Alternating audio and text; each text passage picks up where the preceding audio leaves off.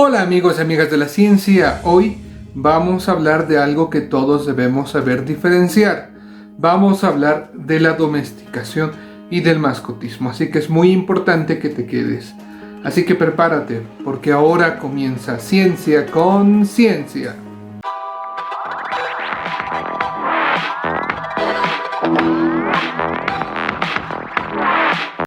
Así es amigos y amigas, hoy vamos a hablar de algo muy importante, de la domesticación, de domesticar y de la confusión de este término, de la tergiversación de este término que nos está trayendo graves problemas, hablando de biodiversidad y sobre todo grandes problemas a la fauna silvestre. Pero vamos por pasos. Primeramente, ¿qué es domesticar? ¿Por qué se confunde este término? Y al contrario de lo que se cree de manera muy equivocada, muy errónea, no va a ser un proceso que va a ser estático, que no va a llevar tiempo y va a ser espontáneo. De hecho, no, esto no es así. La domesticación va a ser un proceso que va a conllevar miles de años, miles de generaciones y va a ser bastante gradual para poder expresar ciertas características en animales o en plantas para tener beneficios. ¿Listo? Por ejemplo, los animales y las plantas que han sido domesticados llevan bastante tiempo en este proceso y de hecho seguramente siguen en este proceso. También se puede llamar como cría selectiva o selección artificial, ya que esta ha sido por el hombre. Una selección artificial que va a derivar a través de la cría selectiva para expresar ciertas características que van a ser beneficiosas para el ser humano, para el desarrollo de la sociedad. Ya sea eligiendo criterios productivos, criterios estéticos, por ejemplo, ¿no? Estéticos, estamos viendo que hoy en día hay una diversidad de razas de perros que van a tener diferentes características. También productivos en el diferente tipo de plantas que vamos a tener, que van a ser diferentes a sus parientes silvestres, por ejemplo, ¿no? Y vamos a empezar por estas últimas. Vamos a empezar hablando por el proceso de domesticación de las plantas, que probablemente hayan sido las primeras en ser domesticadas, es decir, se han empezado a cultivar. Y este proceso empezó, de hecho, desde las relaciones que tuvieron los primeros seres humanos y estuvieron en contacto con estas plantas, ¿no? Las fueron recolectando, se dieron cuenta de que podrían cultivarlas, las fueron cultivando poco a poco en lugares diferentes. Y estos fueron viendo que podían tener un control sobre el crecimiento de estas plantas y aparte de eso de tener un control de tenerlas en un lugar determinado, también podían elegir las que pueden llegar a reproducirse después. Y poco a poco, después de miles de años, vamos a tener las plantas que hoy en día tenemos que consumimos normalmente.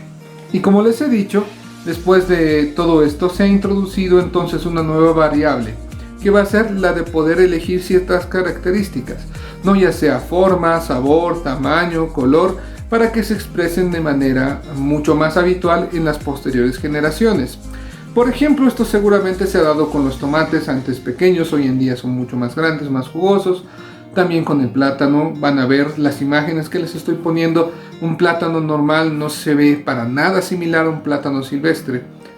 Entonces esta capacidad del ser humano de seleccionar ciertas características ha hecho que hoy en día tengamos ciertas plantas y podamos cultivarlas y domesticarlas en distintas partes del mundo. Por ejemplo, en Bolivia vamos a tener 77 variedades de maíz, las cuales van a crecer de manera tradicional en diferentes comunidades indígenas principalmente y van a estar muy bien adaptadas a los lugares en que estas van a crecer.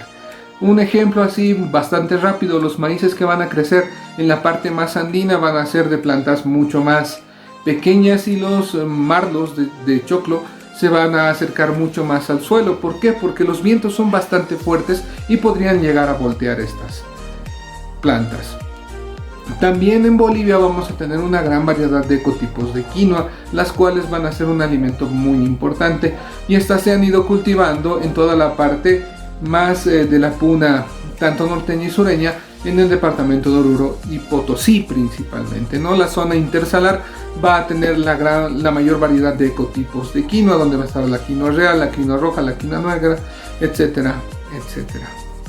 Pero a pesar de que hoy en día conozcamos mejor a las plantas de nuestro planeta y sepamos que una gran variedad de plantas que van a ser aún silvestres son consumibles y que podrían llegar a ser incluso cultivables, vamos a tener nuestra dieta basada principalmente en los alimentos que ya tenemos. Por ejemplo, se va a basar muchísimo en una sola docena de plantas. De hecho, el 75% de la alimentación humana se va a basar en una docena de plantas, de las cuales las principales van a ser el arroz, el trigo, el maíz, las que van a producir, por ejemplo, de ese 75%, el 60%, o sea, más de la mitad de las proteínas y calorías de origen vegetal que nosotros necesitamos a nivel mundial, las van a producir estas tres plantas, ¿no? Y sus variedades, claro.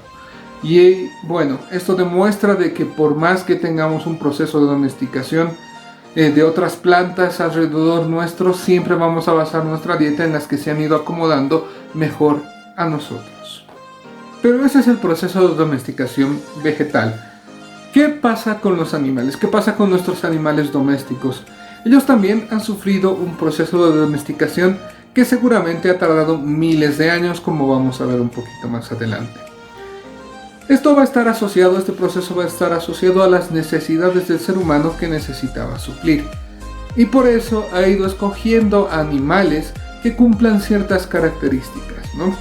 Primeramente, seguramente fue a escoger animales que sean de fácil alimentación. En el mejor de los casos, omnívoros y herbívoros son los que escogió principalmente, ya que podría alimentarlos con mayor facilidad, eran más flexibles en sus dietas en el caso de los omnívoros, y los herbívoros podían encontrar alimento donde el ser humano se pueda trasladar o mover, ya que estamos hablando de un momento donde los asentamientos humanos todavía no eran del todo estables como hoy en día conocemos.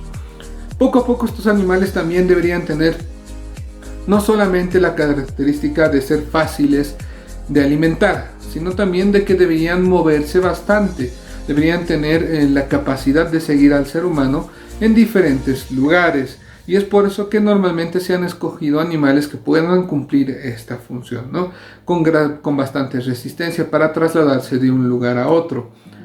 También se ha ido escogiendo animales que sean capaces de tener tolerancia al ser humano, animales que ya vivían seguramente en una manada. En el caso de los lobos, que van a dar origen a nuestros perros, se han ido escogiendo estos animales porque ya vivían en una comunidad, ya eran gregarios, ya tenían líderes, ya podían acostumbrarse mucho más fácil a la vida con un ser humano o con varios seres humanos. Otra característica también es que estos animales tenían que ser fuertes. ¿Por qué?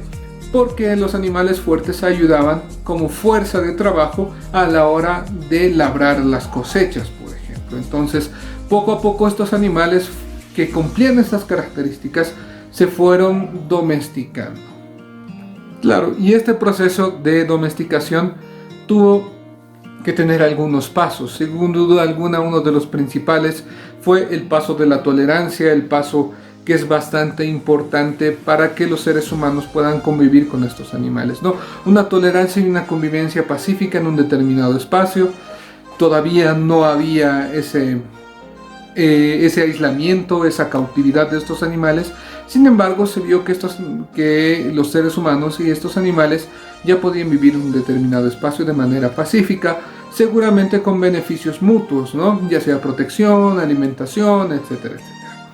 Después de que existe este vínculo de confianza entre ambas especies, el ser humano y cualquier especie animal, se puede llegar a producir lo que va a ser el confinamiento, es decir, a encerrar, lo voy a poner entre comillas, ya que esto no es del todo cierto, no vamos a poner a los animales en cautividad en determinados espacios geográficos que nosotros controlamos, ¿no? Como ser humano.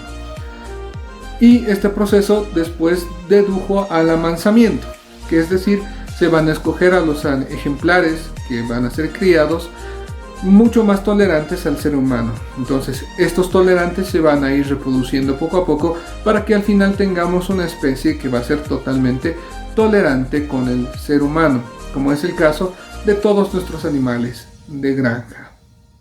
Y a través de esta selección de progenitores, no solamente para generar esta tolerancia, sino también para tener otros beneficios, ya sean animales más grandes, más fuertes, que produzcan más lana, etcétera, etcétera, se hizo que estos animales sufrieran endogamia, por ejemplo, ¿no? Que fueran entrecruzándose entre parientes para llegar a expresar ciertas características en otras generaciones posteriores. Por esta razón, los animales domésticos van a tener un camino evolutivo muy diferente a los animales silvestres, y ya que la cercanía con el ser humano y la forma de vida que estos van a tener hoy en día les ha arrancado la influencia total de tener que sobrevivir por sí mismos, es decir, que no podían ser aptos para sobrevivir en la naturaleza por sí mismos. Ya esto se les ha ido arrancando poco a poco. Y ustedes dirán, pero ¿de cuánto tiempo estamos hablando? Y yo les estoy diciendo en un promedio de más o menos un perro que deriva del lobo se ha ido domesticando de unos 30.000 a 20.000 años. Una cabra, unos 10.000, 11.000 años. Una vaca, unos 10.000 años, y así sucesivamente. Como pueden ver, se tardan milenios en domesticar ciertas especies animales, y probablemente algunos animales estén sufriendo este proceso de domesticación hoy en día. Sin duda alguna, el proceso de domesticación, la domesticación en sí, ha sido un pilar para la sociedad, un pilar para el desarrollo humano, para llegar a tener la sociedad que hoy en día tenemos, ¿no? Eso de domesticar animales y plantas para suplir ciertas necesidades hizo que hoy en día la raza humana esté donde esté. Sin embargo, no todo el proceso de domesticación es sin duda alguna bueno para todos los animales y todas las plantas. Se talan muchas extensiones de bosque para cultivar las plantas que nosotros necesitamos, lamentablemente, ¿no? Que podría suplirse por otros sistemas agroforestales mucho más útiles. También a los animales les trajo muchos problemas, ¿no? Esa endogamia, esa cría selectiva, esa reproducción entre muchas veces animales que son parientes, trajo una debilidad a las especies, a las razas, como se les dice, ¿no? ¿Por qué? Porque estos animales empezaron a sufrir diferentes enfermedades y diferentes mutaciones que fueron traspasándose al ser endógamos, es decir, al reproducirse entre familiares. Asimismo, hoy en día nuestra necesidad de alimentación hace que muchos de estos animales domésticos estén hacinados y no tengan condiciones de vida lo suficientemente buenas como para decir que son animales plenos, como estarían en la vida silvestre. Pero también ese es otro tema. Yo quiero llegar a otro punto. Hace un par de días, bueno, la anterior semana, porque este video se va a publicar el martes, hace una semana más o menos, vi unas noticias muy tristes. Un cachorro de puma que estaba viviendo en una casa en una localidad de Cochabamba, que lo tenían porque lo encontraron, que es una historia bastante común cuando se hablan de estos animales. Lo tenían como un perrito, lo acariciaban, lo mantenían tomando leche y comida para gato, cosa que le hizo mucho daño a su salud, porque estos animales no pueden tomar solo leche de vaca y también comer comida para gato. Al final terminó mordiendo a una niña y bueno, se decidió lo que se decidió, ¿no? Llevar al animal a un centro de custodia, que es básicamente la historia de todos. Y aquí es donde se confunde el término de domesticar. Este animal, si hubiera llegado a crecer sin ningún accidente, cosa que es bastante complicada, seguramente estuviéramos viendo muchas personas que digan, este animal es doméstico. Y sin duda alguna no es así, no es un animal doméstico, es un animal que tiene tolerancia al ser humano, que está asilvestrado, que se le ha quitado la capacidad de ser un animal silvestre, pero sigue siendo un animal salvaje. Seguido de esta noticia, en Portachuelo, una comunidad de Santa Cruz, se encontró varios animales salvajes en cautividad, ¿no? En algo que el dueño mismo define como un refugio. Sin duda alguna no lo es, no tiene los permisos para hacerlo, pero también este lugar no solo mantenía especies en cautividad, especies nativas del país, sino también tenía especies exóticas que no están en el territorio boliviano. Y mencionaba algo totalmente preocupante, ¿no? Él afirmaba de que si tienes a los animales en buenas condiciones los puedes tener. Y esto es terrible porque fomenta el mascotismo. Y aquí es donde quiero llegar, al mascotismo. Ese es el principal problema que tenemos que enfrentar. Y tenemos que empezar informándonos. Los animales que van a sufrir el mascotismo, ya sean desde cachorros y crecen dentro de una familia, por más buenas intenciones que se tengan, que es bastante loable querer y ayudar a los animales, no son animales domésticos. ¿Listo? Eso que quede muy claro. Les acabo de explicar qué es la domesticación. No son animales domésticos, no han pasado por ese proceso, no se han ido avanzando con el tiempo y no tienen miles de generaciones detrás para convivir con el ser humano. Son animales que están tolerando al ser humano porque reciben beneficios. Reciben en algún caso protección, reciben en algún caso alimento que incluso es malo para ellos. Y el mascotismo es a lo que debemos atacar con este tipo de información. No decir que lo estás domesticando o lo estás criando por su bien. No, hay autoridades, hay centros de custodia especializados para esto. Yo entiendo que muchas veces no se creen que estos lugares son lo mejor. Sin embargo, yo conozco muchos de los que están en Bolivia y créanme que se hace todo lo posible para que los animales vivan de la mejor manera. Conozco gente muy buena que está trabajando ahí a deshoras, porque así es trabajar con fauna silvestre rescatada, para mantenerlos vivos y que estos tengan una vida lo más plena posible que ya se les arrebató. Eso es el punto al que quiero llegar, de que dejemos de tener animales, dejemos de normalizar esto. Ya ha pasado hace unos meses atrás, seguramente se deben acordar de un caso de un zorro andino, que no lo voy a mencionar aquí, pero bueno, se estaban confundiendo justamente estos términos de domesticado, de asilvestrado, etcétera, etcétera. No tengamos animales silvestres como mascotas, en ningún caso. Muchas veces los animales silvestres que llegan a las manos de las personas por uno, seguramente han fallecido otros 10 en el proceso de captura, en el proceso de traslado, por la mala alimentación, por el hacinamiento y demás factores. Son animales muy fáciles de estresar porque no están acostumbrados a los seres humanos. Muchos de estos animales también van a estar en peligro justamente por esto y también por la pérdida de hábitat que hace que los animales se vayan acercando más a los seres humanos. Ese es el punto al que quería llegar. Espero que se den cuenta de que no tenemos que tener animales silvestres como mascotas. Nosotros ya contamos con animales domesticados que pueden ser animales de compañía. Adoptar a un perrito de la calle es mucho más loable que comprar a un loro. ¿Listo? Por más que tú digas que le estás salvando la vida, no es así. ¿Por qué? Porque estás fomentando un negocio. Y quiero terminar justamente con eso, con la frase de alguien que yo admiro mucho: si no hay demanda, no hay negocio. Hoy en día se está viendo esto en lugares donde está permitida la tenencia de ciertos animales silvestres, los están llevando a refugios. ¿Por qué? Porque ya no les están trayendo dinero, porque no hay turismo, porque no hay gente que vaya a un café a sacarse una foto con un búho, con un lori, que van a ser los animales de los que estoy hablando específicamente, y los están llevando a diferentes refugios o los están abandonando directamente. Si no les generan interés económico, pues la gente no les interesa. Obviamente no es el caso de todos. Y repito, es loable tener sentimientos por los animales.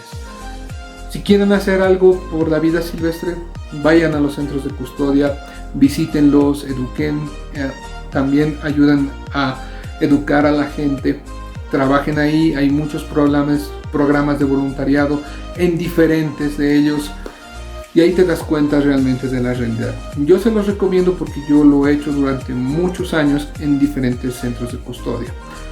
Por eso hablo, porque tengo conocimiento del tema. Y solamente es eso. Solo quería aclarar este término, domesticado, domesticación. Es muy importante que lo conozcamos para no volverlo a confundir y no fomentemos más este negocio del mascotismo. Así que eso es todo, amigos y amigas de la ciencia. Espero que este video les haya gustado, espero que les haya llegado. Es muy importante que conozcamos estas cosas y que frenemos de una vez por todas el mascotismo, sea cual sea. ¿Listo? Nos vemos el jueves con un video. Vamos a estar participando del Murcifest. Les voy a traer un video acerca de nuestros amigos nuestros aliados alados, los murciélagos. Así que nos vemos hasta ese día. No olviden dejarle un like, compartirlo, suscribirse y ayudarme a crecer en este proyecto. Así que nos vemos el jueves. Adiós.